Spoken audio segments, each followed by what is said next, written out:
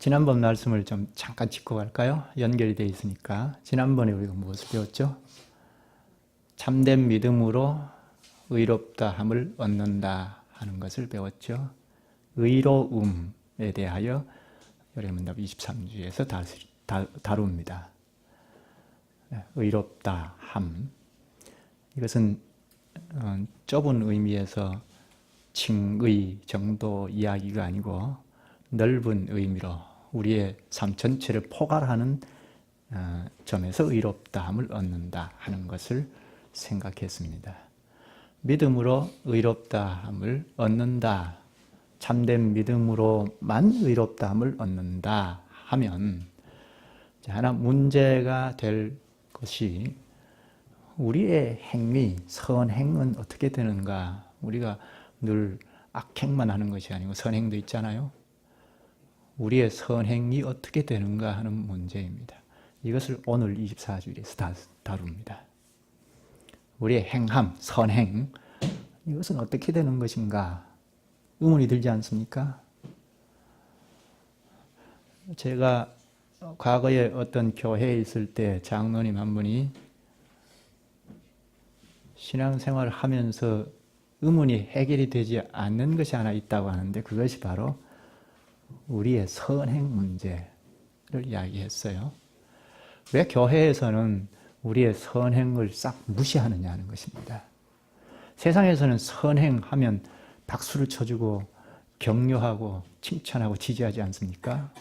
그런데 왜 교회에서는 인간의 선행, 우리의 선행을 싹 무시하느냐, 이게 도무지 납득이 안 된다고 하는데요. 여러분도 어떻습니까? 교회에서는 왜 사람들의 선행, 행함을 칭찬하지 않느냐 하는 것입니다. 이런 문제를 우리가 어떻게 해결해야 하죠? 이 문제뿐만 아니라 우리가 어떤 문제가 있을 때 신앙생활 하면서, 신앙생활 하기 전에도 그런데 신앙생활 하면서 문제가 해결이 안 될 때 내가 가지고 있는 생각과 하나님께서 가르치신 말씀과 충돌이 일어나거나 해결이 되지 않을 때 어떻게 하는 것이 좋을까요? 하나님의 말씀으로 돌아가야 하죠. 말씀으로 돌아가서 해결해야 하죠. 하나님께 가서 하나님의 말씀을 들으면 하나씩 자꾸 해결이 되죠.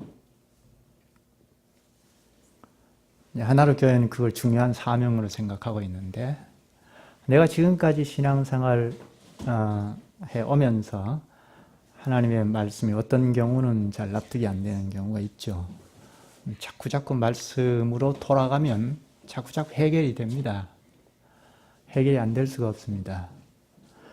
혹 다른 교회에서 신앙생활을 힘차게 하다가 오신 분들은 우리 교회에서 배우는 말씀을 통해서 충돌이 일어나는 경우도 있을 겁니다.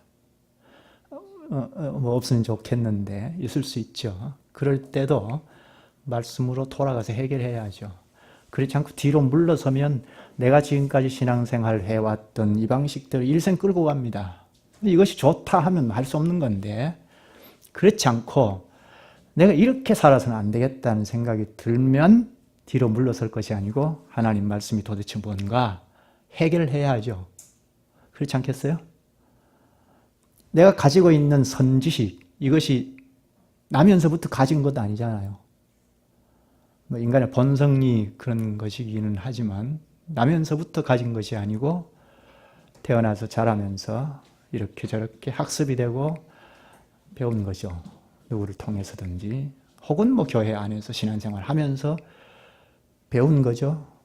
그것과 하나를 위해서 가르치는 것과 충돌이 일어난다면 해결해야죠. 지금까지 신앙생활을 해온 것이 옳다 하면 할 수 없는 건데 그렇지 않다면 이게 도대체 뭔가 내가 가진 것도 터득한 것이고 학습이 된 것이고 여기서 가르치는 것도 하나님의 말씀이라면 하나님의 말씀이 아니고 저 이상주의 생각이라고 하면 그건 제거해야죠. 그러나 하나님의 말씀이라면 이게 도대체 뭔가 하고 해결하면 말씀으로 돌아가면 하나님께서 해결해 주십니다. 우리가 다 그렇게 여기까지 왔습니다.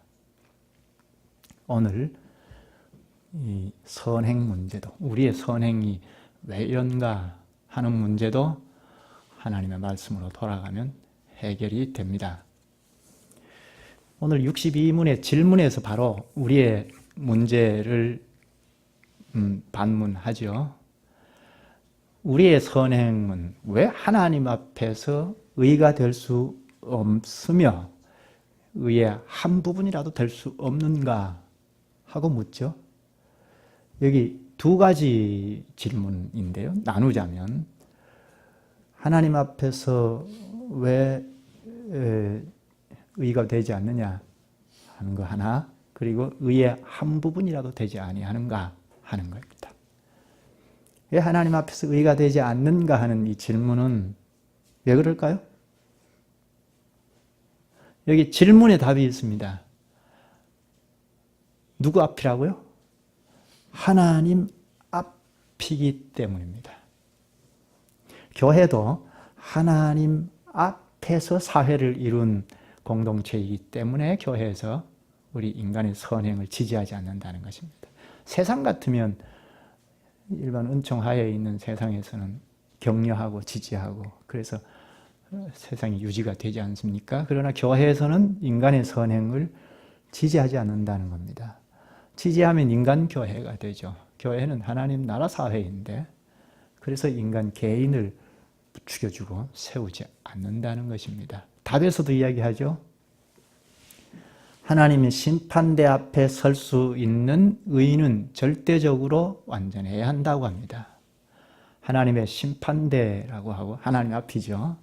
그리고 그 의인은 절대적으로 완전해야 한다고 합니다. 절대적, 절대라는 말은 상대할 수 없다는 것 아닙니까? 우리의 선행이 내가 착한 일을 했습니다. 덕을 쌓았습니다. 상대할 수 없습니까? 상대가 있죠. 나보다 더 나은 선행이 있습니다. 교회에서도 내가 이만큼 했는데 저 사람보다 좀 더 나아 하는 건 상대적이죠. 상대적이지 절대적이지 않죠. 절대적으로 완전한 선행은 아닙니다. 상대적인 것은 하나님의 심판대 앞에 설 수 없다는 겁니다. 그래서 인정하지 않는 것입니다. 하나님의 심판대 앞이기 때문에 첫째, 절대적으로 완전해야 한다는 것입니다. 인간 사회에서 가장 높은 선행이라도 하나님의 심판대 앞에서는 완전치 않고 불완전합니다. 그래서 받아들여지지 않는다는 것입니다. 그러니까 하나님의 심판대 앞에서는 나는 부족하다 할 수밖에 없죠. 누가 하나님의 심판대 앞에서, 하나님 앞에서 나는 의롭다, 왜 칭찬 안 해주느냐 이렇게 말할 수 없죠. 그런데 우리 마음에서는 어떤가요? 나를 지지해 주면 좀 좋겠는데, 의의 한 부분이라도 지지해 주면 좋겠는데 하는 마음이 있죠. 그럴 때 마귀가 참 좋아합니다. 누구를 싹 보내서 그래 너 잘한다 칭찬하고 부추겨 세우면 그쪽으로 싹 기울어지죠. 우리 그렇게 되어 있습니다. 그리스도 안에서 신앙생활을 한다 하더라도 그렇게 되어 있습니다. 하나님 앞에서 지지하지 않는데 누가 옆에 와서 친밀하게 다가와서 그래 네가 잘한다, 너는 참 잘하는 선행이야, 착해, 오라 하면 그쪽으로 싹 기울어집니다. 우리 그렇게 되어 있습니다. 여기 하나님의 심판대 앞이라는 생각을 늘 해야 하죠. 하나님 앞에서 생각하고 말하고 행동한다는 것이 얼마나 중요한지 모릅니다. 참 신자는 하나님 앞에서 생각하고 말하고 행동합니다. 우리는 대개가 우리 자신에게 갇혀 있습니다. 여기에서 하나님께서 빼내 오시려고 우리를 교회로 불러 모으시는데요. 그래서 자꾸 말씀을 하시는데요. 우리 스스로에게도 갇혀 있고 세상에서도 갇혀 있는데 온전히 구원하시기 위하여, 빼내 오시기 위하여 우리의 갇혀 있는 것은 뭡니까? 자존심, 나의 행위, 선행 이런 데 다 갇혀 있는데요. 자기가 의롭다 하는 이런 사람들에게 가르치기 위하여 예수님께서 비유로 말씀하신 적이 있습니다. 한번 찾아보시죠. 누가복음 18장입니다. 우리가 잘 아는 말씀인데요. 세리와 바리새인의 기도를 비유로 들어서 가르치는데요. 자기가 의롭다 하는 것은 우리가 그렇잖아요. 우리가 의롭다 하는데 다 갇혀 있으니까 우리에게 지금 비유로 말씀하시는 겁니다. 누가복음 18장 찾으셨으면 8절을 보십시오. 9절을 보십시다. 또 자기를 의롭다고 믿고 다른 사람을 멸시하는 자들에게 이 비유로 말씀하시되, 우리가 누구를 노골적으로 멸시하지는 않지만 의롭다고 믿는 가능성이 많죠. 우리에게 말씀하는 건데요. 10절 두 사람이 기도하러 성전에 올라가니 하나는 바리새인이요 하나는 세리라. 바리새인과 세리가 기도하러 올라간 예를 듭니다. 당시에 성전에 올라가서 기도하는데 세리의 기도를 먼저 보죠. 잘 아는 말씀인데 좀 확인을 하십시다. 13절 세리는 멀리 서서 감히 눈을 들어 하늘을 쳐다보지도 못하고 다만 가슴을 치며 이르되 하나님이여 불쌍히 여기소서 나는 죄인으로소이다 하였느니라. 세리에게 무엇이 있는지 한번 찾아보십시다. 멀리 서서 감히 눈을 들어 하늘을 쳐다보지도 못하고 다만 가슴을 치며 하나님이여 불쌍히 여기소서 나는 죄인으로소이다. 세리에게 있는 것이 뭡니까? 자신이 무가차다는 것, 그런 것이죠. 회개가 있습니다. 회개의 태도, 세리에게 있습니다. 바리새인은 한번 보십시다. 11절 보십시다. 바리새인은 서서 따로 기도하여 이르되 하나님이여 나는 다른 사람들 곧 토색 불이 간음을 하는 자들과 같지 아니하고 이 세리와도 같지 아니함을 감사하나이다. 자기가 선한 것을 전제하고 비교해서 이야기하죠. 이 세리와도 같지 않다. 감사합니다. 나는 1회에 2번씩 금식하고 또 소득의 11조를 드리나이다 하고. 당시에 11조는 율법에 명시되어 있지만 2번씩 금식한다는 것은 율법에 없는 겁니다. 유대인들이 만들어낸 것인데, 그러니까 이 바리새인은 율법보다 능가하는 선함을 딱 드러내서 이야기하죠. 내가 이만큼 선하다. 그렇게 딱 나열을 합니다. 바리새인의 문제가 무엇인가요? 바리새인에게 없는 것이 뭘까요? 세리와 비교해서. 바리새인에게 회개가 없습니다. 왜 회개가 없을까요? 첫째, 결함이 없어서. 바리새인은 결함이 없어서 그렇다. 둘째, 자신을 못 봐서 그렇다. 두 번째죠. 초등학생도 다 아는 문제이죠. 바리새인은 자신을 잘 못 보니까 회개가 없습니다. 하나님 감사합니다, 감사합니다 하고 쭉 나열하고 자기의 선행을 나열하는데 자기를 못 보니까 회개가 없습니다. 그래서 예수님 마지막에 이렇게 얘기합니다. 내가 너희에게 이르노니 이에 저 바리새인이 아니고 이 사람이 의롭다 하심을 받고, 누구요? 세리가 의롭다 하심을 받았다는 겁니다. 그의 집으로 내려갔느니라. 그리고 덧붙이기를 무릇 자기를 높이는 자는 낮아지고 자기를 낮추는 자는 높아지리라 하셨습니다. 하나님의 심판대 앞에 설 수 있는 의인은 첫째, 절대적으로 완전해야 한다 했는데 우리는 그렇지 못하고, 둘째로는 모든 면에서 하나님의 율법에 일치해야 합니다 하죠.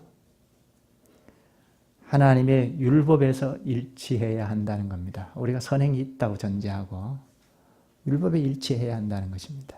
그게 하나님의 심판대 앞에 설 수 있는 의라는 것입니다.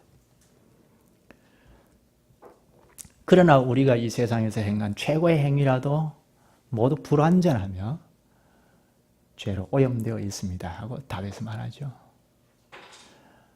율법의 핵심이 뭐라고 했죠? 율법의 요지가 위로 하나님을 사랑하고 옆으로 사람을 사랑하는 것이라고 했죠. 위로 하나님을 혼신의 힘을 다하여 사랑하는데 우리가 부족함이 없습니까? 못 미칩니다. 이웃을 내 몸과 같이 사랑하라고 했는데 우리는 그렇지 못합니다. 오히려 해치기가 쉽습니다. 그렇게 되어 있습니다.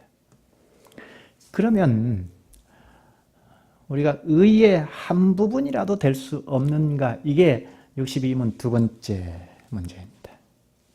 의의 한 부분이라도 될 수 없습니까? 이게 우리의 자존심에 번성이 일어나서 묻는 거죠. 이게 우리만의 문제가 아닙니다. 오래전부터 사람들에게 다 있었던 문제입니다. 초기 시대도 있었습니다. 초기 교회 시대도 있었는데 한번 찾아보십시다. 사도행전 15장입니다. 지금 사도행전 15장에서 보고자 하는 것은 안디옥 교회 안의 문제입니다. 안디옥 교회는 이스라엘 땅에서 북쪽 수리아 지역에 있는 이방 지역입니다. 갈라디아 지역 그리고 소아시아 지역 이 지역들의 사도들이 복음을 전해서 교회가 섰는데 이방인들이 그리스도의 복음을 믿고 교회가 형성된 곳입니다. 그곳 가운데 하나가 안디옥 교회인데요. 이 안디옥 교회에 유대 기독교인들이 방문을 해서 예수 그리스도를 믿음으로 구원을 얻는데 거기에 행함이 선행이 보태어져야 한다 하고 가르쳐서 교회를 시끌복잡하게 만들었습니다. 한번 보시죠. 사도행전 15장 1절 보십시다. 어떤 사람들이 유대로부터 내려와서 형제들을 가르치되 너희가 모세의 법대로 할례를 받지 아니하면 능히 구원을 받지 못하리라 하니 여기 할례는 모세의 율법을 대표하는 것인데요. 구약 교인들은 율법을 지켜야 했지 않습니까? 율법을 지키는 것이 선행이죠. 예수 그리스도를 믿음으로 구원을 얻는데 선행을 보태야 한다는 이야기입니다. 그 대표로 할례를 이야기했는데요. 이것이 교회에 시끌복잡하게 만들었습니다. 그동안 어땠습니까? 사도들이 가르쳐준 그리스도의 복음을 믿음으로 구원 얻었고 교회를 형성했는데 유대에서 왔다고 하면 유대 기독교인들은 정통 기독교라고 생각하기 쉽잖아요. 원산지가 유대 예루살렘 교회니까 예루살렘 교회에서 안디옥 교회에 와서 예수 그리스도를 믿음으로 구원 얻는데 선행이 보태져야 한다 하고 할례를 가지고 이야기했습니다. 2절 볼까요? 바울 및 바나바와 그들 사이에 적지 아니한 다툼과 변론이 일어난지라. 형제들이 이 문제에 대하여 바울과 바나바와 및 그 중에 몇 사람을 예루살렘에 있는 사도와 장로들에게 보내기로 작정하니라.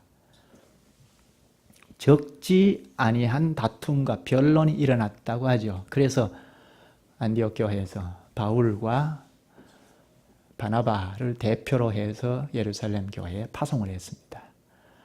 그래서 장로들, 사도들과 논의를 했습니다. 쭉 읽어 내려가면 회의를 거듭했는데 회의를 한 끝에 그리스도의 복음의 완전성을 결정했습니다. 그리스도를 믿음으로 의롭게 된다는 교리를 확정했습니다.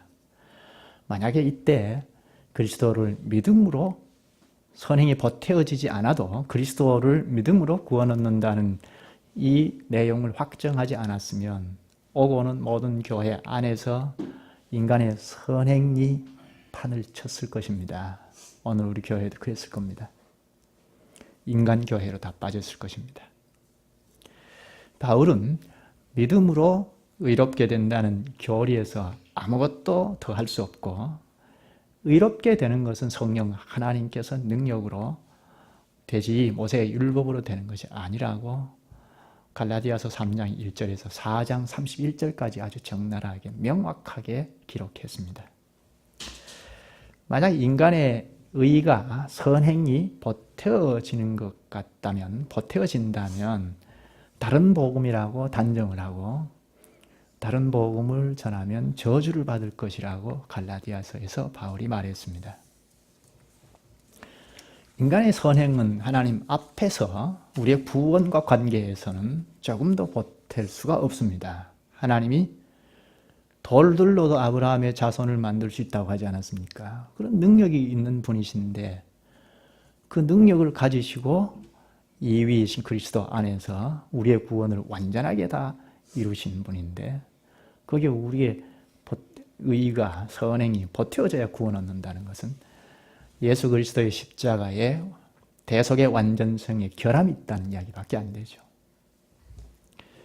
하나님 앞에서 우리의 단 한 부분이라도 의가 될 수 없다는 것입니다. 100% 가운데 한 50%는 우리의 선행이 보태져야 하는 것, 50%는 아니라 단 1%라도, 0.0001%라도 보탤 수가 없다는 것입니다. 그래서 62문의 답에서 그러나 우리가 이 세상에서 행한 최고의 행위라도 모두 불완전하며 죄로 오염되어 있다고 고백합니다. 이게 굉장히 중요한 고백인데요. 최고의 행위라도 절대적이지 않다는 거죠. 하나님의 법정에 설 수 없는 의라는 것입니다. 또 죄로 오염되어 있다고 하는데요. 아담의 후손으로 온 이상 우리 모두는 태어날 때부터 죄에 오염되어 죄인으로 태어납니다. 죄를 먹고 마실 수밖에 없습니다. 마치 강물이 오염이 됐습니다. 그런데 그 오염된 강물 중에 최고의 깨끗한 물컵으로 딱 떠왔습니다. 그러면 그것이 오염된 물이 아닙니까? 역시 오염된 물이죠. 우리는 아담의 타락에서 연루되어서 태어났기 때문에 오염된 상태로 태어난 존재입니다. 그래서 우리 선행은 하나님의 법정에서는 의가 될 수 없고 오염된 상태에 불과하다는 것입니다.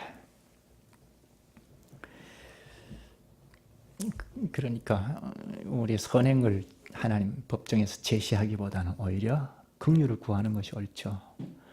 우리는 죄인입니다 하고 고백하고 긍휼을 구하는 것이 살 길이죠. 우리 인간의 본질을 제대로 파악해야 하는데 그렇지 못하게 되면 결국 그리스도의 구속의 완전성의 결함을 갖게 만듭니다. 이거 빠지기 쉬운 게 목사입니다. 교인들은 막 독려해가지고 우리가 행해야 하느냐, 왜 그렇게밖에 생각할 수 없냐 하고 독려하기가 쉽죠. 그런 상황을 놓고 하나님의 말씀을 받아서 열심히 전하는 데 집중하지 못할 수가 있죠. 근데 목사만 그럴까요? 우리 모두가 그럴 수 있습니다. 자꾸 우리가 뭘 하나님을 위해서 뭘 해보고자 하는데 문제가 있을 수 있습니다. 오히려 주님께서 공급해 주시는 말씀으로 돌아가서 능력이 생기면 뒤에 나옵니다만 자연히 선행이 나옵니다. 그건 지금 우리의 자작품의 선행과 전혀 다른 겁니다. 마지막까지 자기 선행을 못 버리는 사람이 결국 63문의 질문을 또 합니다. 하나님께서 우리의 선행에 대해 이 세상과 오는 세상에서 상 주시겠다고 약속하시는데 그래도 우리의 선행은 아무 공로가 없다고 할 수 있습니까? 우리가 질문하는 방식으로 질문을 지금 하고 있습니다. 지금 이 질문은 무엇인가요? 하나님의 말씀을 근거로 해서 지금 이야기합니다. 하나님께서 가르치시기를 선행하면 상 주시겠다고 하는 데가 때때로 여기저기 있습니다. 한 곳을 찾아보죠. 로마서 2장입니다. 우리가 선행하면 하나님께서 상 주시겠다고 약속을 하셨거든요. 그래서 성경의 근거를 가지고 우리의 선행을 지지받기를 원하고 질문을 하는데요. 성경에 곳곳에 있습니다. 요한계시록 22장 12절에도 예수님께서 각 사람이 행한 대로 상으로 갚아주겠다고 약속합니다. 로마서 2장 찾으셨으면 6절부터 볼까요? 하나님께서 각 사람에게 그 행한 대로 보응하시되, 우리의 행함을 이야기하죠. 7절에 참고 선을 행하여 영광과 존귀와 썩지 아니함을 구하는 자에게는 영생으로 하시고, 오직 당을 지어 진리를 따르지 아니하고 불의를 따르는 자에게는 진노와 분노로 하시리라. 여기 행한 대로 보응하시는데 하나는 영생으로, 하나는 진노로 심판하시는 것으로 한다고 하죠. 이렇게 명백하게 약속하셨기 때문에 우리의 선행을 무시할 수 없죠. 그래도 우리의 선행은 아무 공로가 없다고 할 수 있습니까? 하면 말문이 막힙니다. 그런가요? 어떤가요? 과연 그런가? 이 본문을 찾았으니까 로마서 6장 2절, 2장 6, 7, 8절을 잘 볼 필요가 있는데요. 여기 하나님께서 보응하시는 기준이 뭔가요? 보응하시는 기준이 행함이죠. 보응하시는 기준이 행함인 것은 틀림없습니다. 그런데 좀 더 잘 살필 필요가 있는데요. 이 행함이 하나님과 관계된 행함인가 아니면 하나님과 상관없는 행함인가 이 차이입니다. 행함이긴 한데 하나님과 전혀 관계없는 행함인지 아니면 하나님과 언약 관계 하에서 행하는 행함인지 이 차이입니다.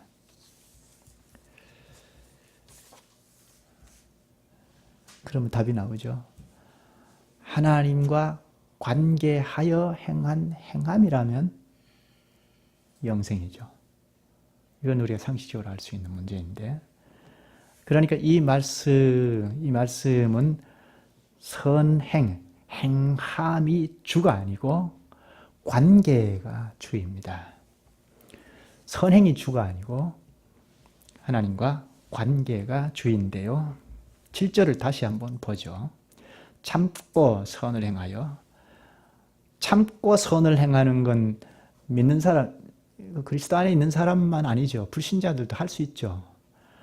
근데 그 뒤에는 문제가 됩니다. 영광과 존귀와 썩지 아니함을 구하는 자에게는 영생으로 하시고, 영광과 존귀와 썩지 아니함은 무엇인가요? 이 세상에 있는 것입니까? 이 세상에는 영광과 존귀와 썩지 아니한 거 없습니다. 저 하늘나라에 있는 겁니다. 저 하늘나라에 예수 그리스도에게 있는 것이죠. 그러면 인내하면서 참으면서 그리스도만 신뢰하고 그리스도만 추구하면 영생을 주실 것은 분명하죠. 8절 그러나 오직 당을 지어 진리를 따르지 아니하고 불의를 따르는 자에게는 진노 분노로 하시리라. 여기 진리는 그리스도의 말씀이라고 할 수 있습니다. 그리스도 안에서 살지 못한 선행은 의미가 없음을 뜻합니다. 관계이죠. 그리스도와 밀접한 관계 하에서 하는 것이냐 하는 문제입니다. 따라서 상급을 주신다 하는 주님의 말뜻을 잘 이해해야 하죠. 어떤 의도로 하신 말씀인가요? 곳곳에 행하면 상급을 주신다고 하신 약속의 말씀, 의도가 무엇일까요? 우리가 선행할 수 있어서 선행하면 상급을 주시겠다는 말은 아닙니다. 우리는 선행할 수 없습니다. 아담의 후손으로 온 이상 죄로 오염되어 있고 하나님의 심판대 앞에 설 수 없는 것입니다. 설 수 있는 의인은 없습니다. 선행이 없습니다. 그런데 하나님께서 우리를 부르셔서 그리스도와 연합의 세례를 베푸시고 여기에 접붙여 놓아 주셔서 그리고 성령께서 능력을 자꾸 불러일으키시고 거룩한 소원을 두고 행하게 하셔서 선행을 하게 하십니다. 그것을 하나님이 받으십니다. 그러니까 전부 누구 것인가요?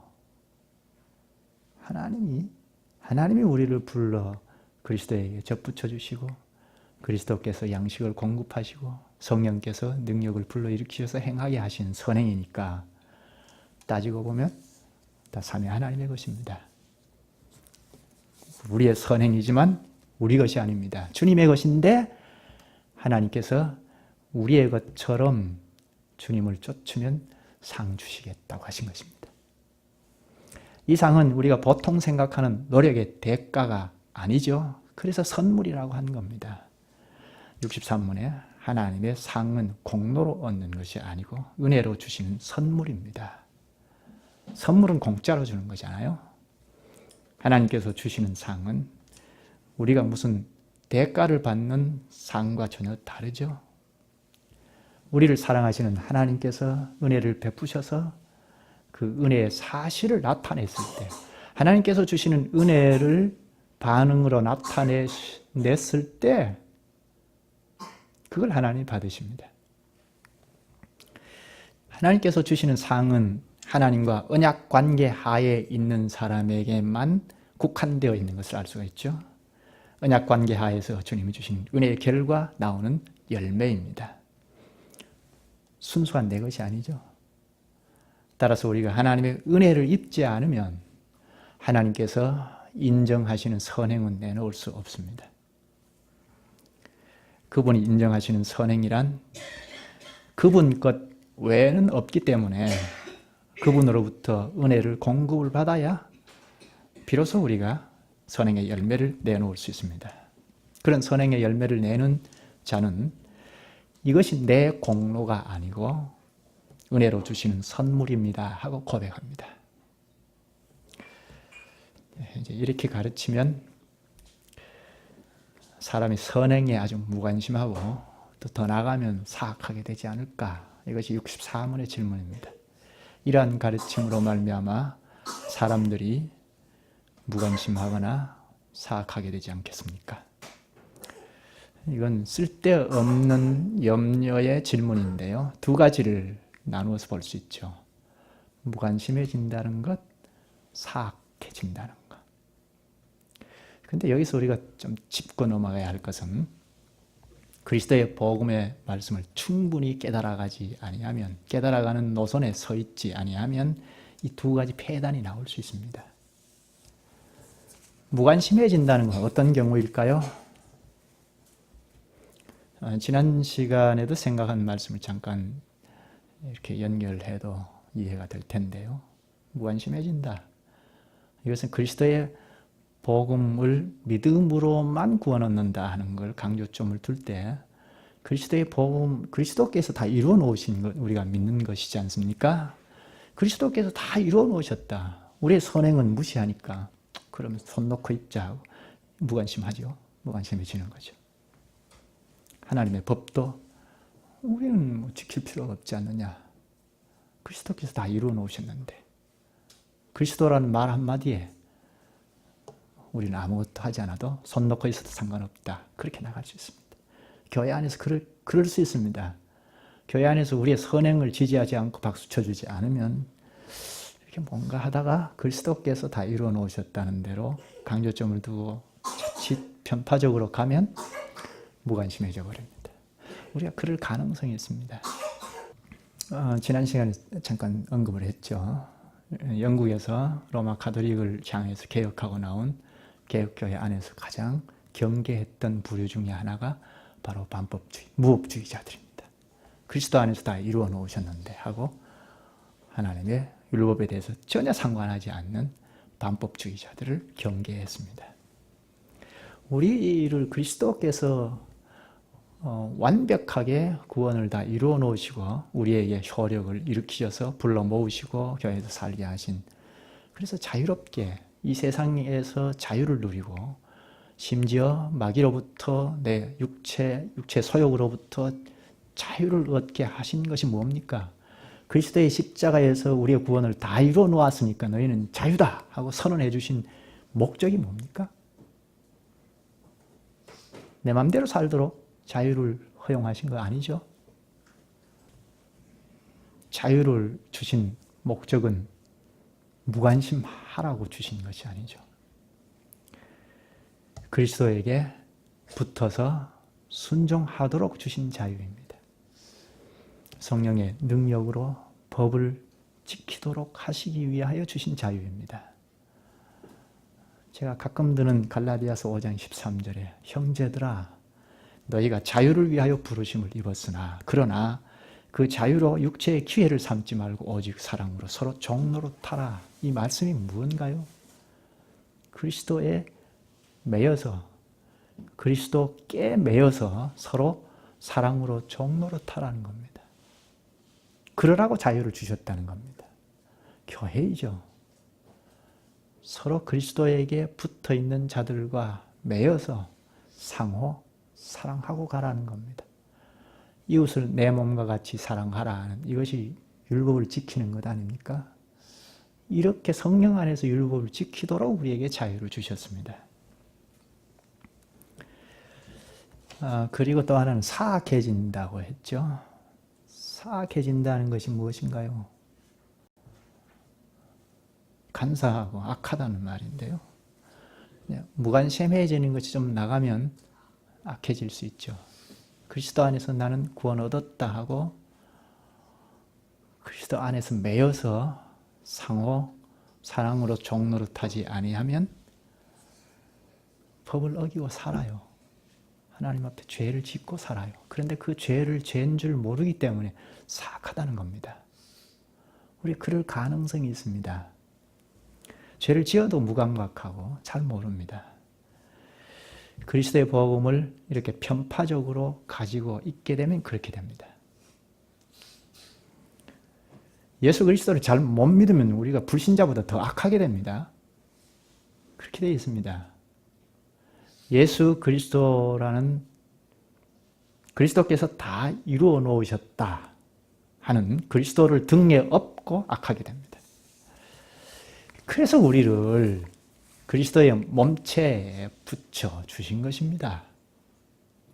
내 마음대로 살지 않도록 더 사악하게 되지 않도록 하시기 위하여 우리를 그리스도의 몸에 딱 붙여 주셔서 이 땅에서도 그리스도의 몸을 이루고 내가 지체로 살도록 하신 것입니다. 그리스도에 매여서 살도록 하신 이유가 우리를 위함입니다.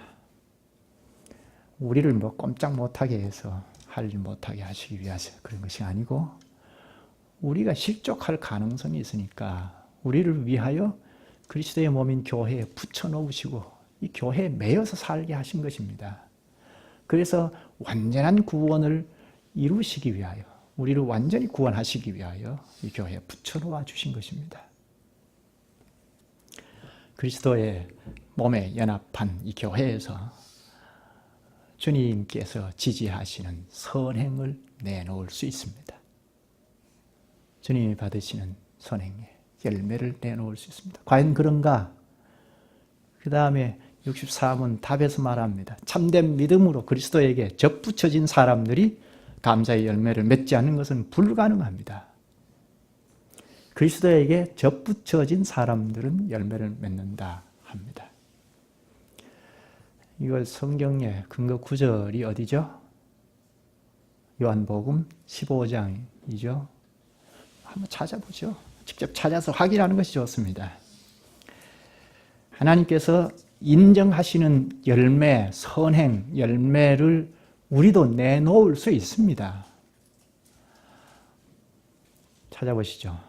이 요한복음 15장에는 포도나무와 가지 관계를 비유로 해서 예수님께서 우리에게 가르치셨는데요. 잘하는 말씀이죠.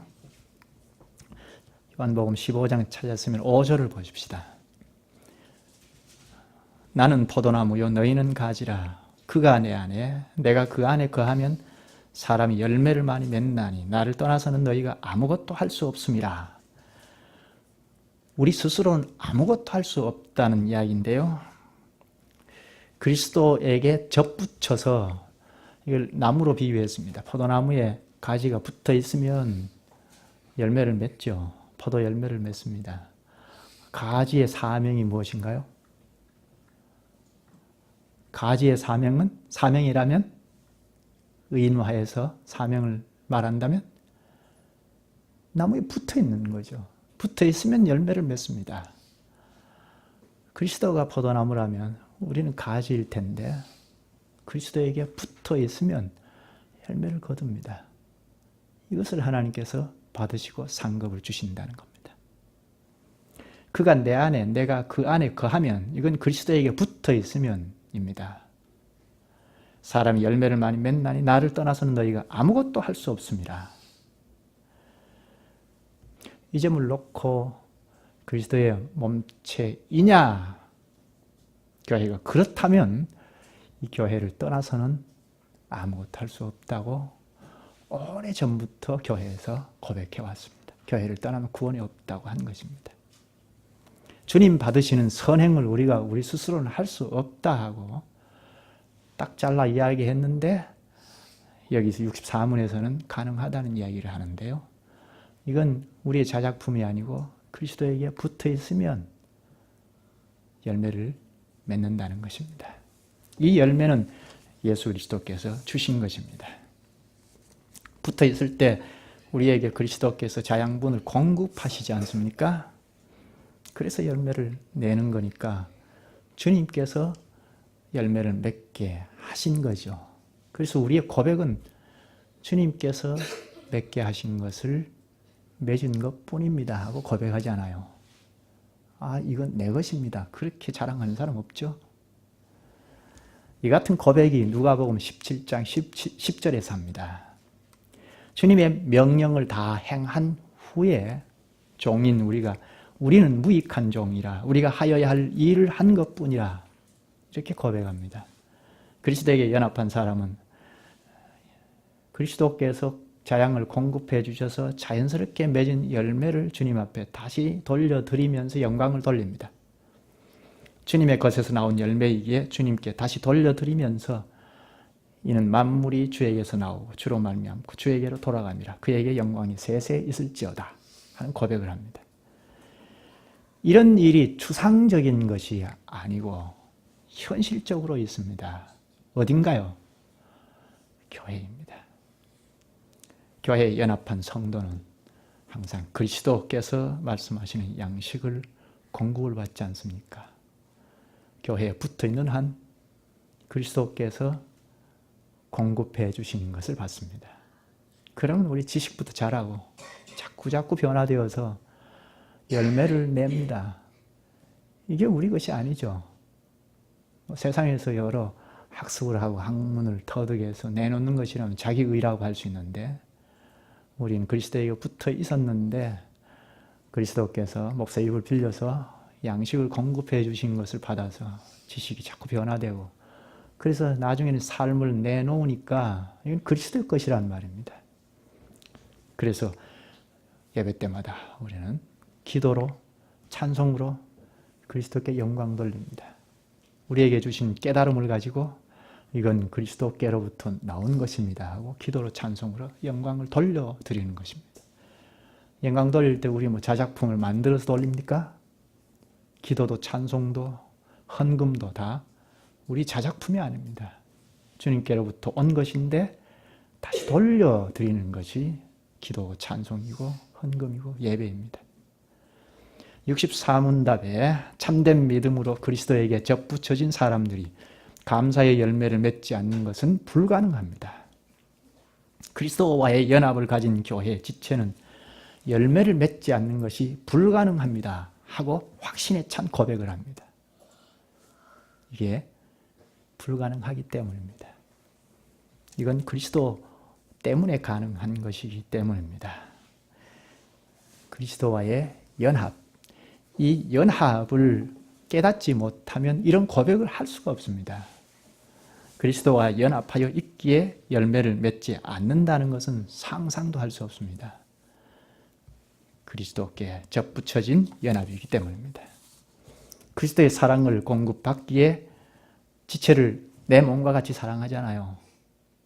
그리스도에게 붙어 있어서 사랑도 공급을 받고 그걸 옆에 있는 지체들에게 흘러내 보내주니까 말 한마디라도 냉수한 그릇이라도 내 지체 인식을 가지고 주니까 사랑하는 거죠. 율법을 지키는 겁니다. 이렇게 주님과 연합하여 이 땅에서 일생 살다가 사후에 그리스도에게 올려지는데 그때 그리스도께서 헤아리십니다. 아, 너 이 땅에 있을 때 이런 것도 하고 이런 것도 하고 율법을 다 지켰구나. 이웃을 내 몸과 같이 사랑했구나 하고 헤아리십니다. 그때 우리가 대답이 뭡니까? 나는 잘 모릅니다. 나는 잘 몰라요. 그래서 우리가 어느 때에 주께서 줄이신 것을 보고 음식을 대접하였으며 목마르신 것을 보고 마시게 하였나이까? 이런 대답을 할 수밖에 없습니다. 마태복음 25장 37절 기도하시죠. 은혜가 풍성하신 주님께서 죄를 잘 알지 못하는 자기 의를 중심으로 늘 살아온 저희를 일깨워 주셔서 감사합니다. 저희가 주님께서 이렇게 가르쳐 주시는 말씀을 통하여 죄를 알고 또한 남을 쉽게 판단하는 일이 익숙한 데서 벗어나서 그리스도께 붙어서 열매를 맺게 하여 주시기를 원하옵니다. 그리스도 안에 연합한 형제들로부터 사랑하고 그리스도를 사랑하듯이 섬기고 종노릇할 수 있어서 그리스도의 교회답게 서갈 수 있게 하여 주시옵소서. 예수님의 이름으로 기도하옵나이다. 아멘.